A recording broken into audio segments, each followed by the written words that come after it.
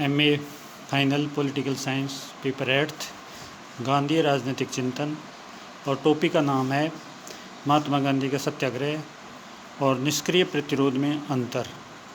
महात्मा गांधी ने जो सत्याग्रह का सिद्धांत दिया, वह सत्याग्रह का सिद्धांत पहले से पूर्व में प्रचलित कुछ सिद्धांतों से समानता रखता है, जो निष्क्रिय प्रतिरोध से आगे बढ़कर के एक विकसित सिद्धांत है।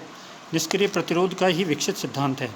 और महात्मा गांधी से पहले सारे राष्ट्रीय आंदोलन के नेताओं ने निष्क्रिय प्रतिरोध के सिद्धांत को अपनाया ब्रिटिश सरकार के विरुद्ध में, और राष्ट्रीय आंदोलन में भाग लिया। राष्ट्रीय आंदोलन में निष्क्रिय प्रतिरोध का सिद्धांत एक प्रमुख सिद्धांत था।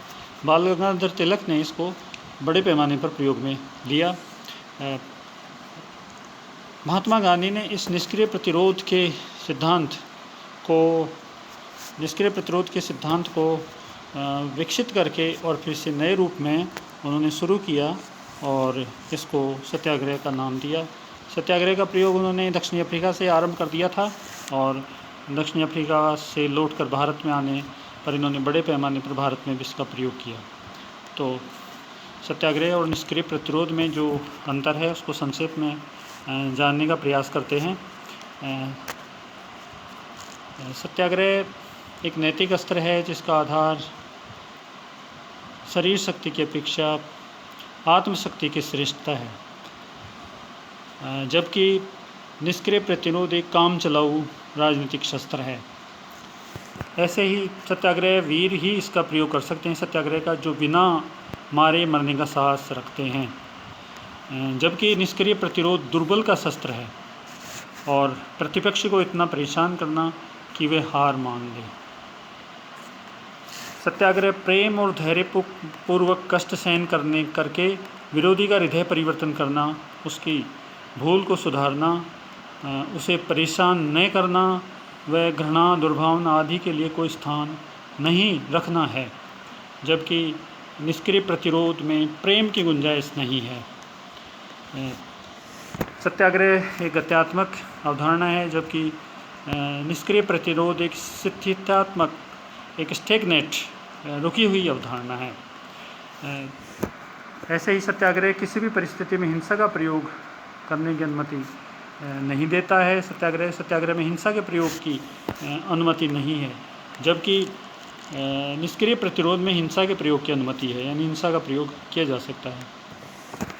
सत्याग्रह में साधनों की शुद्धता आवश्यक है और आंतरिक शक्ति पर जोर दिया जाता है, जबकि निष्क्रिय प्रतिरोध में आंतरिक शुद्धता का अभाव है और नैतिकता की उपेक्षा की जाती है, तथा इसका प्रयोग सार्वभौमिक नहीं है। नैतिक दुर्बलता को ये बढ़ाता है।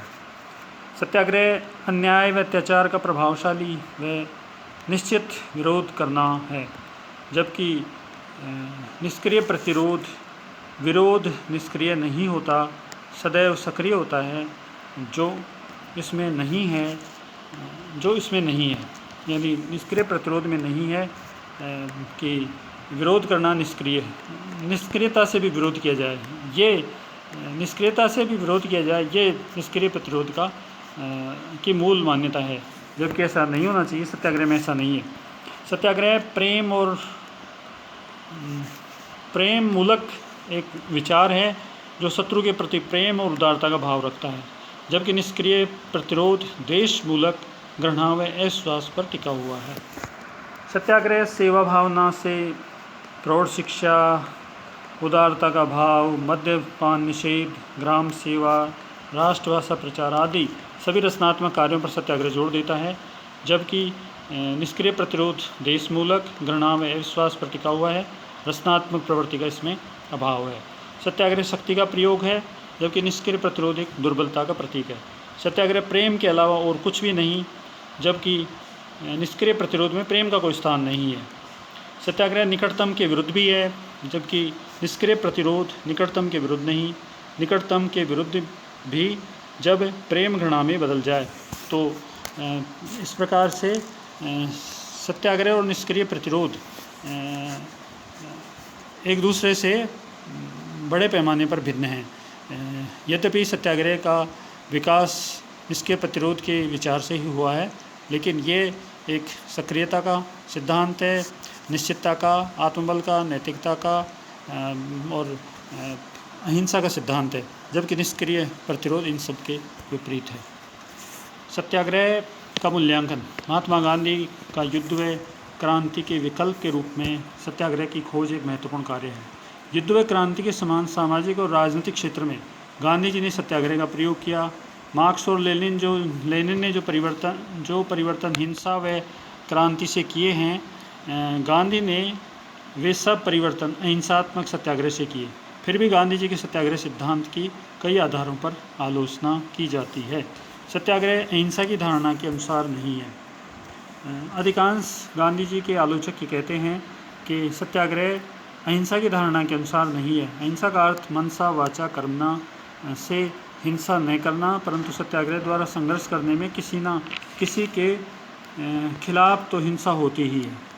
अर्थर मूर सत्याग्रह को मानसिक हिंसा, मेंटल वायलेंस कहते हैं। सत्याग्रह के एक रूप उपवास को आतंकवाद व राजनीतिक दबाव कहा जाता है।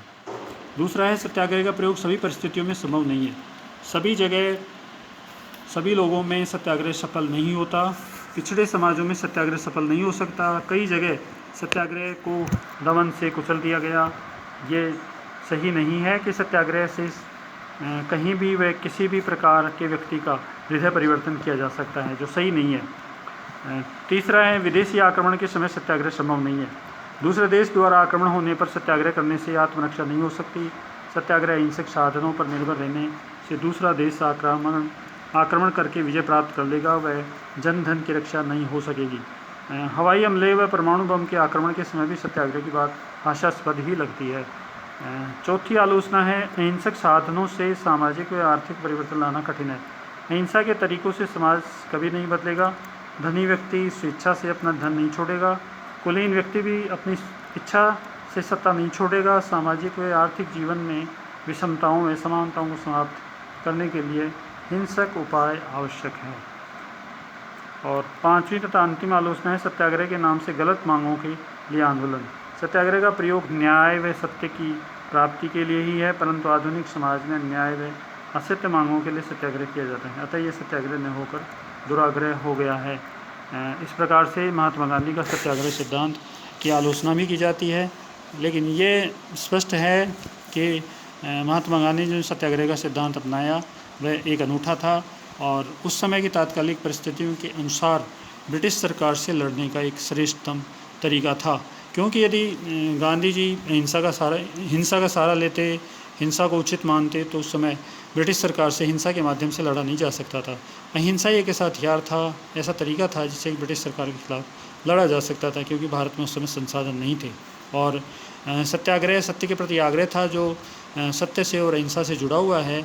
तो सत्य और अहिंसा की विजय करने के लिए, सत्य और अहिंसा की प्राप्ति के लिए सत्याग्रह का प्रयोग किया जाना महात्मा गांधी ने उचित माना है और ये गांधी जी के राजनीतिक विचारों में एक सर्वश्रेष्ठ सिद्धांत है, जो उस समय के अनुकूल सर्वाधिक उपयुक्त था और इसका प्रयोग करके और ब्रिटिश सरकार के खिलाफ युद्ध